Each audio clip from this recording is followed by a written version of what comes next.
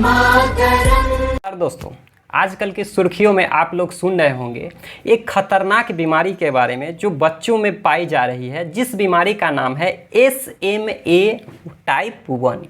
तो दोस्तों आज हम इस बीमारी के बारे में समझेंगे कि क्या है ये बीमारी, किस कमी के कारण ये बच्चों में ये बीमारी पाई जाती है और ये इसको पढ़ाने का उद्देश्य क्या है। बीमारी तो अन्य बहुत सारा है, लेकिन आज सर आप इस बीमारी के बारे में क्यों पढ़ा रहे हैं। तो तमाम ये सब जानकारी के बारे में आपको हम क्या करेंगे, बताएंगे, समझाएंगे। उसके लिए हमारे अगर आप इस चैनल पे नए हैं तो पहले इस चैनल को सब्सक्राइब कर दें, साथ ही साथ बेल आइकन को भी जरूर दबा दें। दोस्तों जिस बीमारी का आज हम चर्चा कर रहे हैं उसका नाम है SMA। इसका फुल फॉर्म होता है स्पाइनल मस्कुलर एट्रोफी। दोस्तों ये SMA टाइप 1 है। बात ये है कि ये बच्चों में पाई जाती है और साथ ही साथ हम देखेंगे और ये बीमारी इतनी खास क्यों है पढ़ाने के, क्योंकि अगर इसकी उपचार की बात करेंगे दोस्तों तो इसके लिए एक इंजेक्शन है और उसका कीमत जानिएगा दोस्तों, उसका कीमत है 16 करोड़, जो कि एक मनुष्य आदमी के बस की बात नहीं है। यानी कि जिस व्यक्ति को ये बीमारी हो जाता है तो उसकी इतनी क्षमता नहीं है कि ये इतना बड़ा इंजेक्शन ले सके। इसके लिए हम और आप एक दूसरे मिल के उसके सहयोग करके ही ये इंजेक्शन को दिलवाया जा सकता है।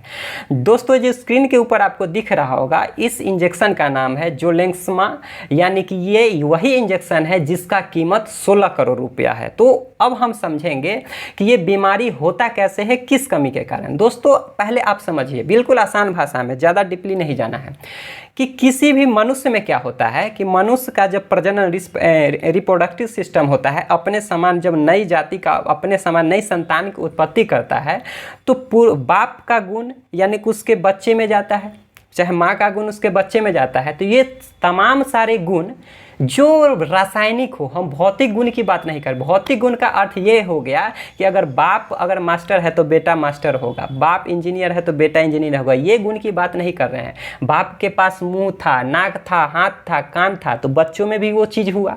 तो हम ये सारी रासायनिक गुण की बात कर रहे हैं। ये किसके कारण होता है? शरीर में कुछ ना कुछ ऐसा चीज़ होता होगा जिसके कारण ये होता होगा। तो दोस्तों शरीर की अगर बात करेंगे किसी भी चीज़ की तो उसकी सबसे छोटी इकाई कोशिका होती है और कोशिका के अंदर होता है केंद्रक और केंद्रक में पाई जाती है क्रोमोसोम। इस बात से आप परिचित होंगे। क्रोमोसोम जो होता है, जिसको हिंदी में हम गुणसूत्र कहते हैं, उसकी संख्या अगर हम मनुष्य में बात करेंगे तो 23 जोड़ा होता है। 23 जोड़ा बोले तो 46, जिसमें से 22 जो होता है, 22 जोड़ा, उसको हम बोलते हैं बड़ी क्रोमोसोम। क्या बोलते हैं? बड़ी क्रोमोसोम। और उसके बाद जो 23वां जोड़ा होता है वो होता है, अगर पुरुष की बात करेंगे तो उसमें XY होता है, अगर महिला की बात करेंगे तो XX होता है। ये अलग चैप्टर है, लड़का और लड़की कैसे होता है। फिलहाल आप ये समझ गए होंगे कि गुणसूत्र की संख्या कितना हो गई, 46 हो गई।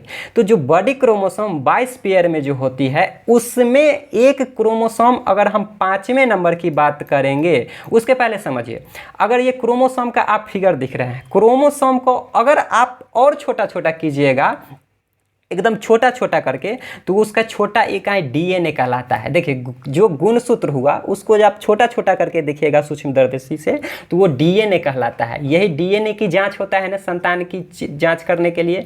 उस DNA को भी अगर छोटा छोटा करके देखिएगा तो उसको हम जीन कहते हैं। तो दोस्तों ये जो बीमारी है, किसी एक जीन के डिफेक्ट हो जाने के, डिफेक्टिव के कारण ये बीमारी पाई जाती है। तो मनुष्य में कौन सा ये डिफेक्ट हो जाता है जीन, जिसके कारण ये बीमारी पाई जाती है? तो उसका नाम है दोस्तों क्रोमोसोम 5। ये जो क्रोमोसोम 5वें नंबर का जो क्रोमोसोम है उसका नाम है सर्वाइवल मोटर न्यूरॉन, यानी SMN टाइप 1। अब टाइप 1 टाइप 2 हम बाद में समझेंगे। पहले हम समझ गए जो क्रोमोसोम की संख्या 5वें नंबर की क्रोमोसोम है उसका नाम है सर्वाइवल मोटर न्यूरॉन। ये जब बच्चे में यानी कि पुरुष यानी जो माता पिता में से बच्चे में ये नहीं आ पाता है, डिफेक्ट हो जाता है, जिसके कारण ये बीमारी हो जाती है।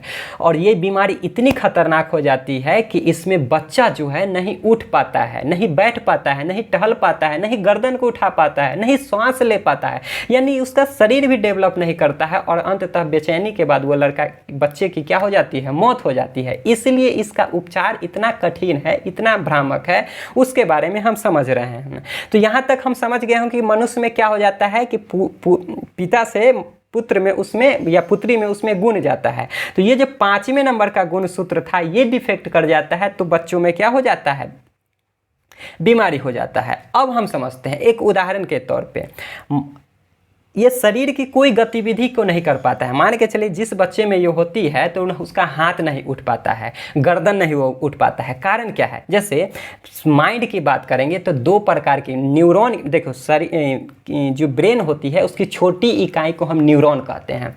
न्यूरॉन 2 प्रकार का होता है, एक सेंसरी होता है न्यूरॉन, एक होता है मोटर न्यूरॉन। सेंसरी और मोटर को कैसे समझिएगा, अगर शरीर से माइंड को जिस बात की सूचना मिलती है उसको हम कहते हैं सेंसरी ऑर्गन, और माइंड से शरीर की तरफ की जिस चीज़ की सूचना मिलती है उसको कहते हैं मोटर न्यूरॉन। उदाहरण से समझिए, रात का समय है, लाइट ऑफ है, आपके शरीर पे मच्छर बैठा हुआ है, मच्छर काटता है लेकिन आप देख नहीं रहे हैं, लेकिन आपको पता चल जाता है, माइंड को कोई बता दे रहा है कि मच्छर काट रहा है। कैसे पता चल गया, तो एक न्यूरॉन शरीर में पाई गई, उसको कहते हैं सेंसरी, यानी वो सेंस कर लेता है। जैसे ही आपके शरीर के ऊपर मच्छर बैठता है तो वो सेंसरी ऑर्गन जो होता है शरीर से लेके हमारे माइंड की तरफ जाता है और बताता है कि देखिए वहाँ मच्छर है, तो ये काम सेंसरी ऑर्गन कर दिया। और दूसरा चीज़ होता है, उसके बाद माइंड जो होता है ऑर्डर देता है शरीर को कि मच्छर है तो उसको क्या करो, भगाओ, उसको मारो। तो ये जो काम करता है उसको कहते हैं मोटर न्यूरॉन। तो ये तमाम सारी जो जानकारी थी सेंसरी ऑर्गन और मोटर ऑर्गन, यही चीज डिफेक्टिव हो जाता है जिसके कारण कुछ भी बच्चे में गतिविधि होती है वो कर ही नहीं पाता है, पता ही नहीं चल पाता है, और यहाँ तक कि उसका शरीर भी क्या हो जाता है, बहुत छोटा छोटा। अगर हम लक्षण की, मेन लक्षण की बात करेंगे तो उसका जो मांसपेशियां हैं दोस्तों वो बहुत ही कमजोर हो जाता है, बहुत ही वीकनेस हो जाता है। और वो जो होता है, बोले थे कि वो शरीर यानी हेड, सिर को भी नहीं उठा पाता है। तीसरा कारण है, नहीं सीट बैठ पाता है, नहीं उठ पाता है, नहीं टहल पाता है। वो कोई चीज़ खाता भी है तो उसका आसानी से उसके शरीर के अंदर, कंठ के अंदर भी चीज़, खाद्य पदार्थ नहीं जा पाती है, जीभ में भी प्रॉब्लम हो जाता है। और सबसे बड़ी प्रॉब्लम रिस्पिरेटरी, यानी कि उसको सांस लेने में तकलीफ होती है, सांस लेने में तकलीफ होती है। और एक चीज़ उसके बाद हम समझेंगे कि देखिए इसमें सबसे बड़ी चीज़ है, सांस लेने में तो तकलीफ हुई, साथ ही साथ ये भी जानिए कि जब बच्चा कोई पैदा होता है तो आप छोटा छोटा देखते हैं, इतना छोटा रहता है, तो छोटा छोटा उसके पास हड्डी होता है। समय के साथ साथ क्या होता है कि जैसे जैसे मनुष्य बड़ा होता है, बच्चा बड़ा होता है तो शरीर बढ़ता है, तो उसकी हड्डी के भी ऊंचाई, लंबाई, मोटाई बढ़ती है। लेकिन ये बीमारी ऐसी है दोस्तों, आपका शरीर तो डेवलप करेगा लेकिन आपके अंदर की जो हड्डी है वो हड्डी डेवलप नहीं कर पाता है, इसी जीन के डिफेक्टिव के कारण।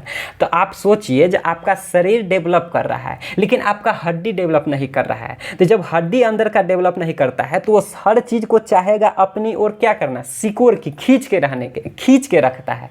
यही खिंचाव जब होता है, जब हड्डी जो होता है, शरीर बढ़ रहा है, अंदर का हड्डी पूरा सूखा हुआ है, संकीर्ण है, वो किसी चीज़ को खींच रहा है, और जब वही चीज़ खींच के रखता है तो अंदर बेचैनी महसूस होती है। और उसी बेचैनी के क्रम में ये कितना खतरनाक हो जाता है कि अंततः बच्चे या जिस व्यक्ति पीड़ित होता है उसकी क्या हो जाती है, मौत हो जाती है, जो आपकी स्क्रीन के ऊपर दिख रहा है। दोस्तों ये नॉर्मल, अगर किसी छाती की बात करेंगे, हड्डी की, तो ये नॉर्मल हो गया। और जो व्यक्ति इससे पीड़ित होता है, देखिए दोस्तों ये कितना संकीर्ण हो गया है, छोटा हो गया है। तो ये तमाम सारी जो इसकी लक्षण थी। अब इसका हम टाइप की बात करेंगे तो मेनली ये 4 टाइप के, 4 से अभी अधिक होता है। एक होता है SMA टाइप 1, ये जो दोस्तों 0 से लेकर 6 महीने के बीच के बच्चों को होता है। इसमें बच्चा जो होता है बैठ नहीं पाता है।